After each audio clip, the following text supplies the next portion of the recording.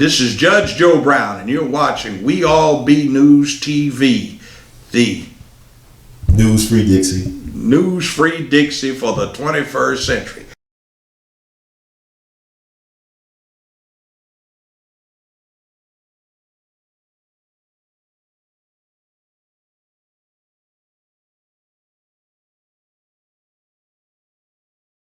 Hello, boys and girls, scholars and laymen. Welcome to another wonderful, edutating, infotaining edition of The Art of His Thinks, but also the Art of His Reviews. I'm your host for the empowerment segment, Brother Ron, also known as R2, C2, H2, The Art of His, and you are a part of the We All Be experience. If you like the word that you heard from Brother Heard, please share it. Spread the word. Send people to our primary source channel, which is We All Be TV on YouTube. Support the folks that support you all. Please feel free to donate to the cause. Donate link is down at the description box below the video. Okay? So spread the word. Amplify. As the word of my great friend, the late Judge D. Army Bailey. And also invest. Because when you invest in us, you invest in We All Be. Because we all be in it to win it.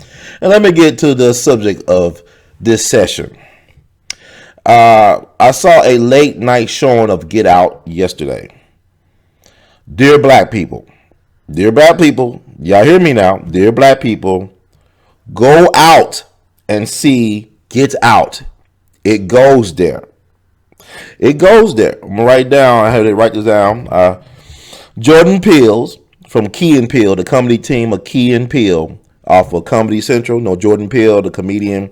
Before they did the Key and Peele on Comedy Central, they did Mad TV, and they did the movie last year. I thought it was a pretty funny movie, Keanu, about their cat. Was very interesting. But this is his directorial debut, Jordan Peele. The mastermind behind the movie Get Out, which is a box office success. Made over $30 million the opening weekend. But this is what I have to say. I'm going to go into a little bit spiel about what I feel about the movie. And I'm saying, go see it right now. Go see it. Get out. Go see Get Out. But Jordan Peele's Get Out goes where Nate Parker's Birth of a Nation didn't, and where Meet the Blacks couldn't. It also succeeded where Dear White People failed. Dear White People gave white folks a bailout. But in this movie, Jordan Peele, no mercy. No quarter. My dear son, no quarter. No surrender. No retreat. He actually went there. And look at what's going on right now with all these black comedians. Will it be Nick Cannon or Jordan Peele? I believe some people owe Dick Gregory a royalty check. Once again, let me repeat. I believe some folks owe Dick Gregory a royalty check because, Get Out is very fascinating. And I'm not going to give away the movie. I'm going to talk about the movie in a little bit about, other things that might be related to the movie. But it deals with gentrification. It deals with eugenics. And it deals with organ harvesting, body snatching. All part of the American experience. So I think it's fascinating. It's very sophisticated horror satire, comedy satire, maybe a social satire, but it's very well done. Jordan Peele is the director and writer. And he's, he did a great, superb job on this movie. It's not only well made, but it tells a great story and very timely story. It really puts the mirror onto white America. No holds barred. But I think you should see it. And like I said, it deals with eugenics and organ harvesting and white privilege and gentrification. And it was just, I had to see the movie. I just heard all this buzz about it, and I thought it was fascinating. But before I get really into the topics, I want to talk about what I also found fascinating. Jordan Peele, he's married to a white woman, a comedian. He's married to a white woman who's a comedian, and she's also on Brooklyn Nine-Nine. That's his wife. pull up this information on Jordan Peele. Because, I mean, take a look. It's all online. I think it's fascinating. Look at the life of Jordan Peele and his connections to the media. And media is important in promoting, anything. But Jordan Peele, he's married to a white woman, which is, is his business. This white woman is Chelsea Peretti. She's a comedian, a professional comedian. She's on the Fox hit show Brooklyn Nine-Nine. She's featured on that. And her brother is Jonah Peretti. Jonah Peretti is, as they describe, an American internet entrepreneur, a co-founder of BuzzFeed and Huffington Post, and developer of reblogging under the Project Reblog. So his brother-in-law is a major new media person. Not only is he a major new media person, but he's a co-founder of BuzzFeed and the Huffington Post, well-respected new media outlets, juggernauts in this new media outlet game. So he already had built-in publicity. Not knocking the movie his movie's good, but word of mouth is very important, and promotion is very important. Marketing is very important in promoting anything. But I just want to know, he got these family ties. Very interested. Now the leading white actress in the movie, Allison Williams, who could be seen in the HBO hit series Girls. Her father is none other than Brian Williams. Brian Williams is a media guy, NBC News, got in trouble for acting news, for being a news actor, for delivering fake news, creating fake news. He's acting. I guess acting runs in the family, professional line. But anyway, she did a great job. I think she did a phenomenal job in the movie. But let's talk about her background beyond just her father being Brian Williams, which is very fascinating. I just want to pull all this up because, the movie was great. And I always, when things fascinate me, I like to do the research on it. So Allison Williams, let's see. Let's pull it up. All this stuff is online. Take a walk. It's all online. Okay. Find everything. But Allison Williams has led a very charmed life. First major project is Girls. Her first major movie role is Get Out, which is a blockbuster, which is a box office success. So she leads a very charmed life, and she admits that. And I'm glad she understands that she is a great beneficiary of white privilege. She understands that. She doesn't run from it. She embraces it, which is actually refreshing. Now, look at her family tree besides Brian Williams. Okay. I'm going to read something from the LA Times. There's a feature on Allison Williams. It says, Williams knows that part of the reason she was cast is because to some, she's the embodiment of privileged white girl. 100%, she says. Her dad is MSNBC News anchor Brian Williams, and she grew up in New Canaan, Connecticut, a town that in 2008 had the highest median family income in the U.S. As a teenager, she attended the All Girls Preparatory High School, Greenwich Academy, and then went on to college at Yale University. Her husband is Ricky Van Veen, the head of global creative strategy at Facebook, and Tom Hanks officiated their 2015 wedding on a Wyoming ranch. Wow, you can't make this stuff up, y'all. This is real life. This is her life. Her life sounds like a fantasy movie for a lot of people out there. Wow, that's amazing. But who is her husband? Her husband is Ricky Van Veen, the head of global creative strategy at Facebook. Her husband is over global strategy for Facebook, a social media behemoth. Jordan Peele's brother-in-law, co-founder of Huffington Post and BuzzFeed. These are social media outlets that are good at promoting and marketing things. Marketing is key, people. I'm not saying that the product wasn't good on its own, because Get Out is a well-made movie, but if people don't know about Get Out existing, they can't get out and go see it. So Get Out already had a marketing team built into this movie. I mean, I'm not saying I don't know the relationship. I don't know. This is what I'm saying. Jordan Peele married well. Jordan Peele married well. He married a white girl, but he married a well-connected white woman. He's able to attract well-connected white people to his project. That man is a genius on strategy alone. Because marriage is a financial institution. People talking about marrying for love. Hell, love is the last thing to come to mind when you marry well. I mean, to be honest with you, for years, arranged marriages, families arranged marriages, all right? You still have cultures that believe in arranged marriages. You still have cultures that believe in arranged marriages.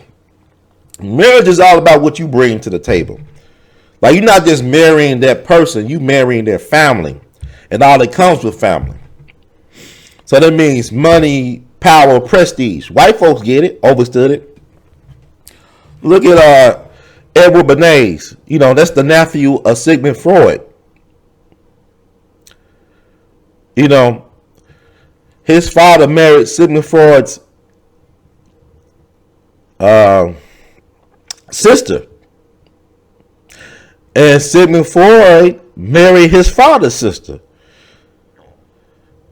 Edward Bernays' maternal grandfather was a very important rabbi in Germany.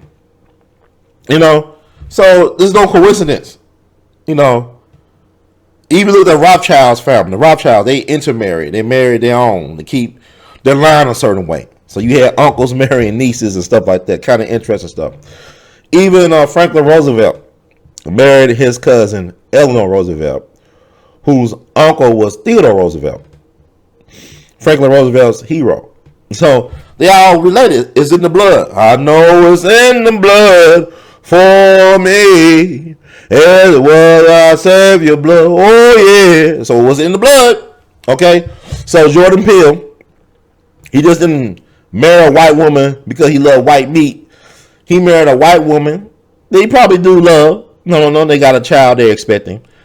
But he married well. A brother connected to powerful media entities. Helped found these powerful media entities. His leading lady in his current blockbuster box office hit, daddy, is Brian Williams. Married to a very important player as far as marketing strategy at Facebook. Things to know. Just putting it out there. I mean, because this is supposed to be a movie review, but I think I owe it to my people who are supporters of the We All Be movement to give them something more than just a movie review. But to get back to the movie, I didn't know what to really expect. I saw the reviews. I seen people talk about it through social media. Y'all. I went to see it, and I was pleasantly surprised. It's well done. It held my attention throughout the it's close to 2 hours. I think Little Rel did a phenomenal job being Little Rel. Had the chance to meet Little Rel in Memphis at the comedy club Chuckles. He had me chuckling all night long. He's a natural funny guy. I mean, he had me rolling, and when you meet him, he's actually a very humble guy. So I wish him continued success in all the things that he's doing, because he's a great comedic talent and he's the real deal. But it deals with some very heavy topics. It made us laugh at some very heavy topics. It was good to be in a theater full of black people. Commentary is always interesting when you are in a movie theater, especially at a horror movie with black people. It's always interesting. It's an extra added bonus to the movie-going experience. But the movie deals with some interesting topics about organ harvesting, eugenics, and white privilege, gentrification. Very heavy. When I was looking at the movie, I was thinking about, people don't understand how real this organ harvesting business is. You can find clips of Fred Hampton Sr., Chairman Fred Hampton Sr. of the Black Panther Party of Illinois. The man died at 21 years old. He was killed by the government on the orders of the FBI via the Chicago Police Department. FBI, Illinois State Attorney's Office via Chicago Police Department. But there's clips of Fred Hampton talking about organ harvesting. Even in the 1960s, black folks was aware of certain hospitals not to go to because you might go in for something minor but never leave. You might leave, you might end up dead, and then your organs go missing without your consent. So Fred Hampton was actually talking about this back in the late 1960s about the fact that some medical facilities were organ harvesting black people organs.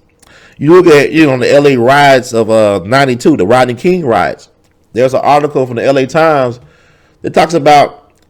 Now I'm just saying it off the top of my head, but you can go online, take a look. It's all online, okay? I believe 10,000 people were arrested but went missing.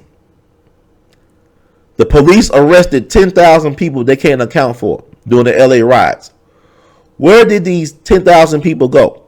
Baba Dick Gregory always talk about the 1.5 missing or 1.5 million missing black men. Where do they go? Who knows? But I also think about the fact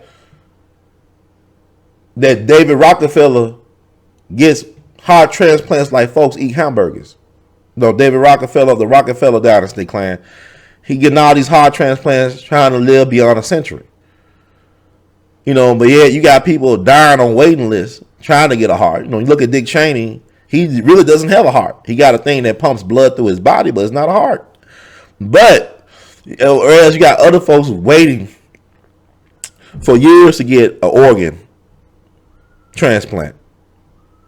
But yeah, you got these privileged white elites able to get things like they're ordering pizza. So I just say it's very fascinating because you look at eugenics in this country. You look at Planned Parenthood, Margaret Sanger. She was a eugenist. She was there with Hitler. I mean, I know people don't want to say that, don't want to think about that, but she believed in population control. You had states in the United States of America that were sterilizing women without their consent. Fannie Lou Hamer is a famous or infamous case of a person who was sterilized by her doctor without her consent. The great civil rights icon Fannie Lou Hamer wanted a family, wanted her biological children, but she was sterilized by a doctor she was seeing, and the doctor told her after the fact. You had cases in California prisons where women were being sterilized recently without their consent. So, I mean, this stuff is very much real. People, this is not a figment of our imagination. People talk about what's going on in Chicago is a case of organ harvesting. After Fred Hampton, this is decades after Fred Hampton, when people saying, well, they're killing folks for organs. They're killing black people for organs. The case down in Georgia with the brother Kendrick Johnson. When people found out that he was missing vital organs from his body when he was, at the funeral home, that his organs was missing, people talking about there was a case of organ harvesting. But what I'm saying is the boogeyman is real for black people. You think about what happened in the 80s in Atlanta, the child murders, like Wayne Williams. They accused Wayne Williams because he was weird, because he's a weird, eccentric black dude. He had to do it. But people don't understand that even once they arrested Wayne Williams, they still was kidnapping and killing black kids, right? And Atlanta is the home of the Center for Disease Control. Think about what the government was able to do at Tuskegee, the Tuskegee experiment. Look at the movie Miss Evers Boys. They're talking about how they allowed black men to suffer with syphilis. When they thought they were getting cures, they were getting placebos or even giving syphilis. But think about what happened in Tuskegee with that, the Tuskegee syphilis experiment. People assume now that Booker T. Washington was murdered and his replacement was Robert Moulton. Robert Moulton took over Tuskegee after Booker T. Washington. A lot of folks thought that Booker T. Washington's personal assistant, Emmett Scott, should have took it over Tuskegee, but he went somewhere else. But Robert Moulton, as we now know, was U.S. Army intelligence.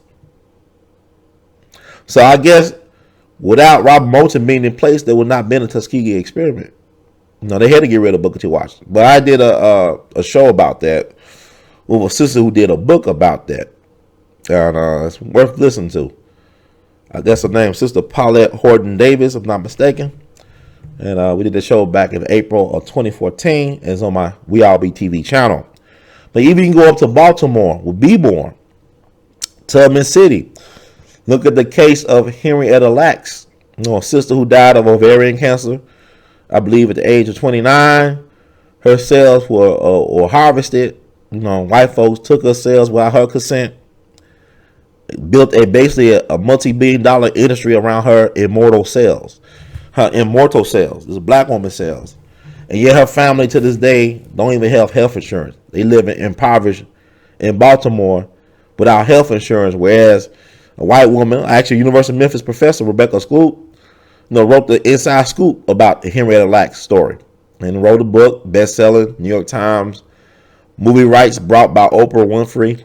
Living good, But the descendants of Henrietta Lacks are like the descendants of Dred Scott. They have no rights that white supremacy is bound to respect, and that goes for a lot of black people. So it touches upon a lot of things in this movie. It touches upon a nerve. All great art are conversation starters.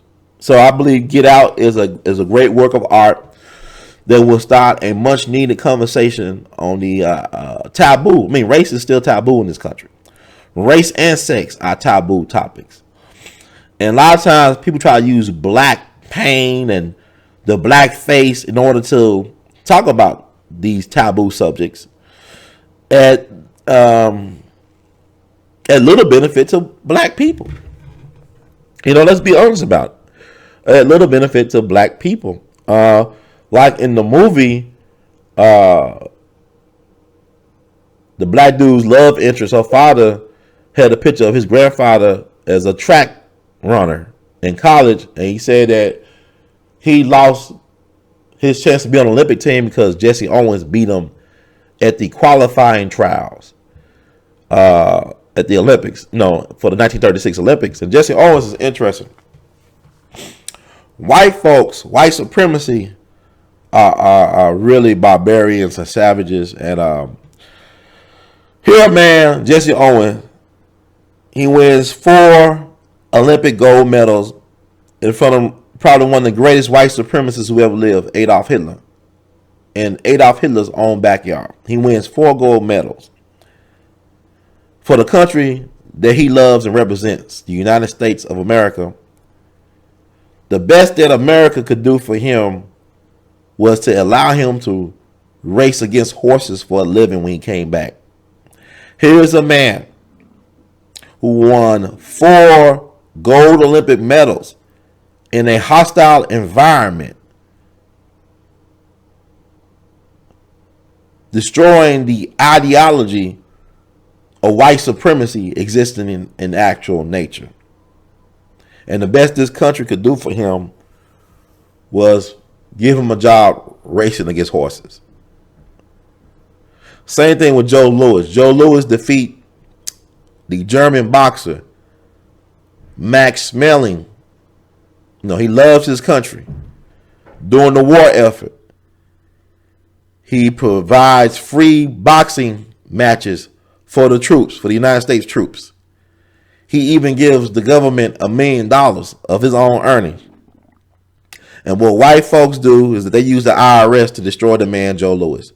They broke Joe Louis. Joe Louis didn't deserve that. Joe Louis was what they call a so-called true patriot.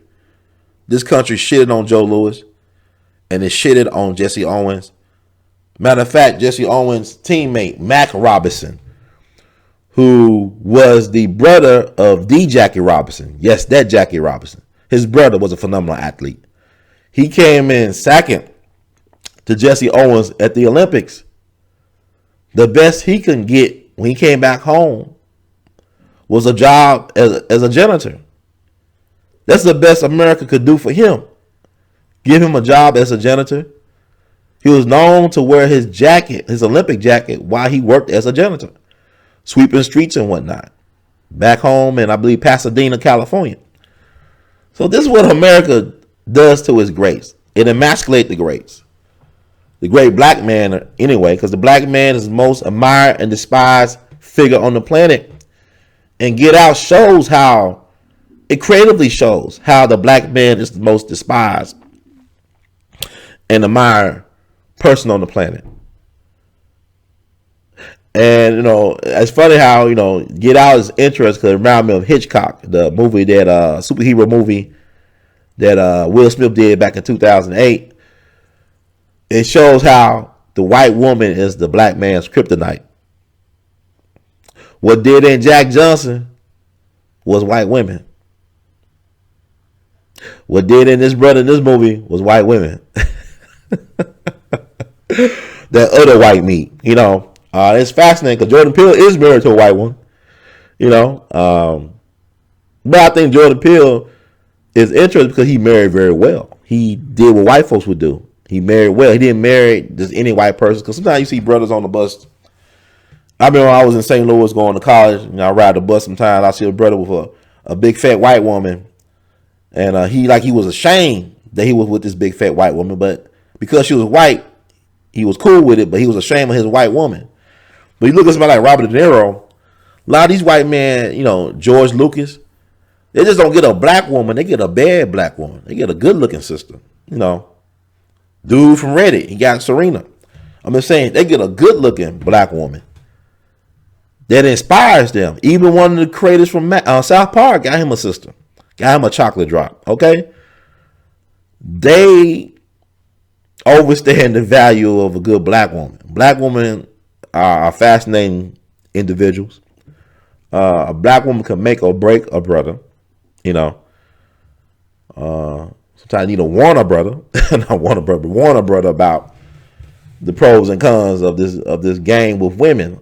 But like I said, I enjoyed the movie, and we got to realize that a lot of black men were killed because of their consensual relationships with white women.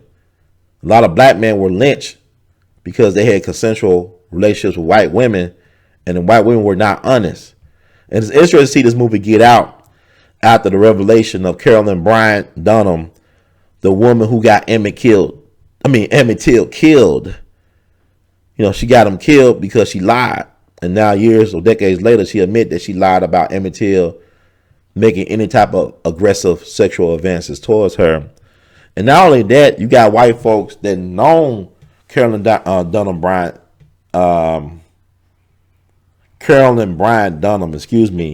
and her family for years. They came from the same town. They're saying now, hey, she was known to mess around with black dudes back in the day.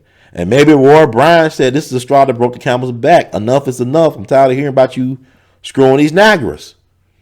And this bull gonna have to be sacrificed for you screwing these Niagaras. Okay?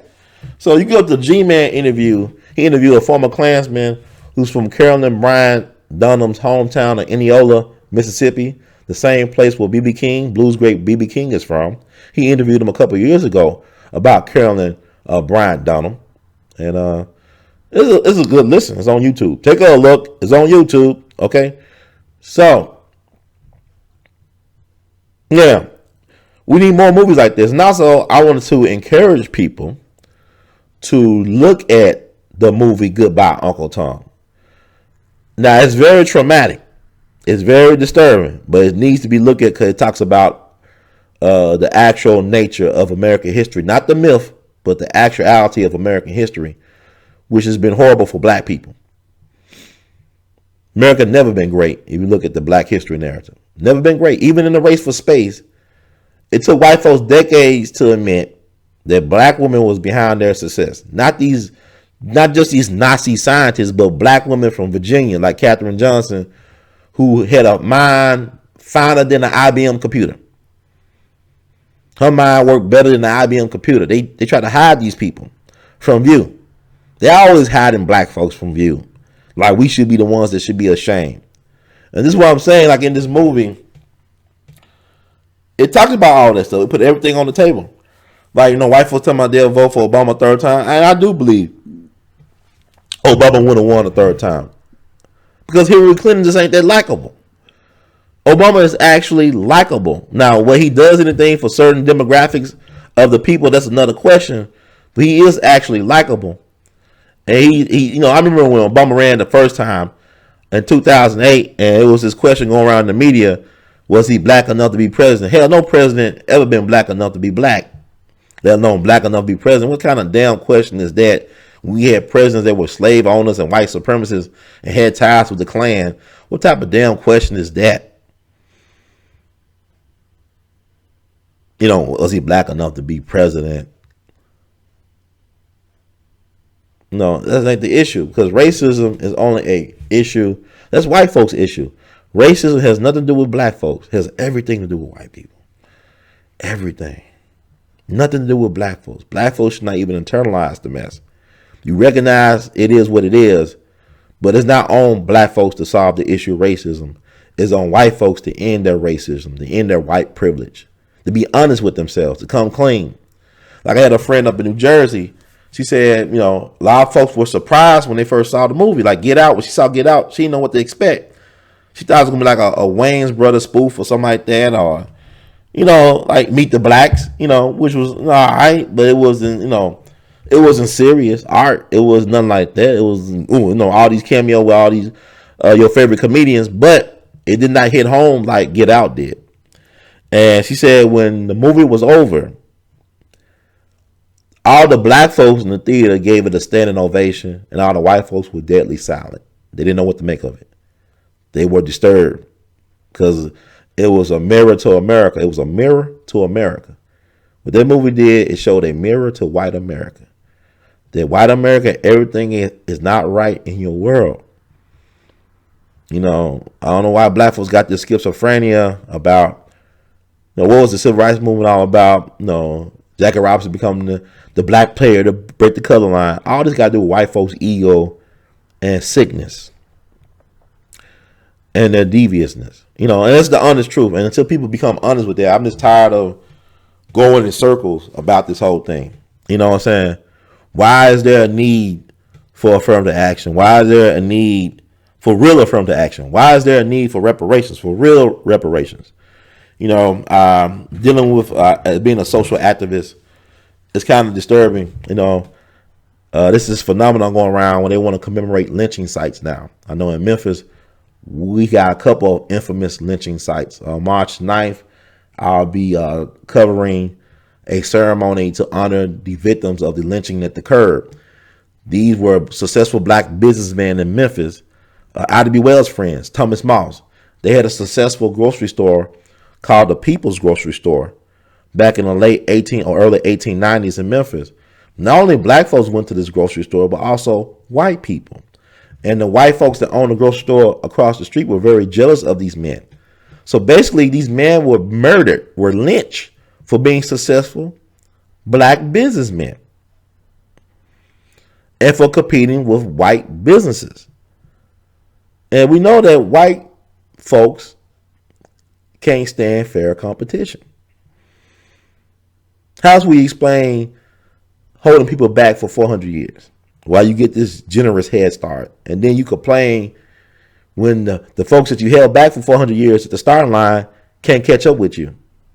And then the folks who can't catch up with you start blaming themselves for being inadequate, when in actuality, nobody could do what they did after being held at the starting line for 400 years. Black folks are the universal people. We are the spiritual people. We are the manifestors of the human race. We manifest fantasy and reality for other folks. But when it comes to us, we forget to put ourselves first sometimes. We forget about ourselves. We lose ourselves in the madness of a system that dehumanizes, demeans, demoralizes, undermines, by any means necessary, our very existence. So, yes, I'm going on these tangents and whatnot. So what? But that what great art does, to start conversations. But go see the movie Get Out. Feel free to share what you have to offer in the comment section below. If you like the word from Mr. Hurd, please feel free to amplify the word by sharing it with your friends and network, and also by donating to the We All Be cause, because I really believe y'all need to invest in what we're doing, because, man, I see some great things in the future for this organization and for this movement, and I want to make sure I make, as many people be a part of this. I want to allow more people to be a part of this organization, this movement, and where we're going, because we got some great things in store for the people. And I love serving the people. I love sharing information with the people. And it's an honor. And I'm a fighter, never give up, in or out. That's my motto. I'll be fighting till the day I die. And then when I die, my work will speak for itself. It'll keep on manifesting, keep on inspiring people, hopefully for generations to come. And I want to thank everybody who offered their supports, prayers, thoughts, positivity through text messages, emails, voice messages, phone calls, and other means of communication. It's very much appreciated by us at WhITe group, or the WhITe movement. So, and also people, I don't want y'all to forget, we talk about medical apartheid in this country. Think about the father of gynecology, J. Marion Sims from South Carolina. He's the father of gynecology, but he was a mad scientist. He was no better than, what's the guy named? The Hitler head, the doctor that was experimenting on children. What's that guy name? Mengele. It was Mengele, the doctor who experimented on kids for Nazi Germany, the mad scientist. J. Marion Sims was a mad scientist. He was going around raping the wombs of black women with crude instruments without anesthesia. He was going around ruining black women vaginas and wombs, all in the name of so-called science. And he's considered the father of gynecology. This is the same government that gave the Indians blankets with smallpox, okay? The same government, all right? So it is what it is. It is what it is. But recognize where you at, black people, and what time it is. Think about what's going on in Flint right now. Well, they don't still have clean drinking water. Where's the outrage? Where's the love? Yeah, man, there's so much I could talk about. I'm gonna relate this story right quick and I'll go. I think it's very fascinating how you deal with privileged white people. And I was at an event for Ken Burns. Ken Burns did this event at Washington University in St. Louis, my alma mater, right before his documentary about jazz came out, Ken Burns Jazz. He held a Q&A session at Graham Chapel on campus. The only reason I knew about this is because I was at the Malincrot Student Center downstairs looking at the bulletin board for announcements. Then I saw that, Ken Burns was going to be here, a special event at Graham Chapel to talk about his new documentary, Ken Burns Jazz. And I remember when I went to the Graham Chapel, it was crowded. And I sat next to this white couple, affluent white couple. Kawashu is one of the most wealthiest schools in the country. Got billions and billions of dollars in their endowment. Washington University is considered the Harvard of the Midwest. So I was sitting next to this couple, this white couple, and they said there was no self-professed jazz fans. Oh, we love jazz. We love it. We support the jazz radio station and all that stuff. So we started having this conversation, and somehow the conversation turned to Louis Armstrong. And I said, Louis Armstrong, smoke weed every day, because it was a insulator against racism. And the white folks, I ain't gonna never forget this. They looked at me perplexed and kind of quizzical. Louis Armstrong experienced racism? Are you sure? Yes, they said that shit. Louis Armstrong's from New Orleans, all right? Make no mistake about it. Sleepy time down south. When it was sleepy time down south, that mean it was good night forever for some black people, okay? But this is the privilege of white people. They don't have to put themselves in Louis Armstrong's shoes. There were places that Louis Armstrong could not go as a black man in New Orleans because he was a black man or a black boy, But he said that music was a form of a type of passport for him to travel to places that have been off limits to him just by being a black man in a system or society that has no love for black men. They have a very strong, profound love-hate relationship with black men. And also, sundown towns. The song St. Louis Blues, composed by W.C. Handy, I hate to see when that sun goes down. It's dealing with sundown towns. So you still got places in America where black folks cannot go or don't feel safe to go or shouldn't go at all. Shouldn't go at all. It's not all in the South either. One of the worst places Dr. King ever went to was Chicago, in particular the suburb of Cicero. In so many ways, he said he felt more threatened in Cicero, Illinois, than he did in Philadelphia, Mississippi, where the 3 civil rights workers, Swerner, Cheney, and Goodman, was killed by the Klan and buried in a dam. He had a brick thrown at his head by white folks in Cicero, Illinois, which was also a stronghold for the Al Capone outfit, the mob. Okay, so I mean, some of the most racially polarized cities and places are up in the north. Places like Chicago and Milwaukee or St. Louis, very racially polarized. It's like it's this old saying: if you black, in the South or in the North, you can get big but not too close. In the South, you can get close but not too big, something like that. Cause I remember when I was at a Greyhound some years ago, and I was sitting next to this black woman from Alabama, and she talked about her father owned a grocery store, and some of the biggest supporters of this grocery store were poor white people. So that's interesting. This is a black woman from the South. So, there's always exception to the rules, but yeah, in a lot of ways, Get Out touch upon sundown towns, in his own way. But let me just shut up now. Go see the movie Get Out. Get up and see Get Out. Because really, I think Get Out went there where Birth of a Nation didn't go, because it actually killed white people, killed white women and white men. It's fascinating. Jordan Peele was able, I'm not giving away the movie who got killed, whatever, but I'm saying Jordan Peele, even married to a white woman, he allowed, white women to get killed on screen. Fascinating stuff. Fascinating.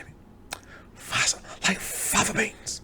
But anyway, thank you all, family, for listening. For another wonderful edition of the Art of His Things or the Art of His Reviews. If you like what you heard, once again, please spread the word. The words of great Duke Ellington, we love you madly. Keep on producing and pushing. One love.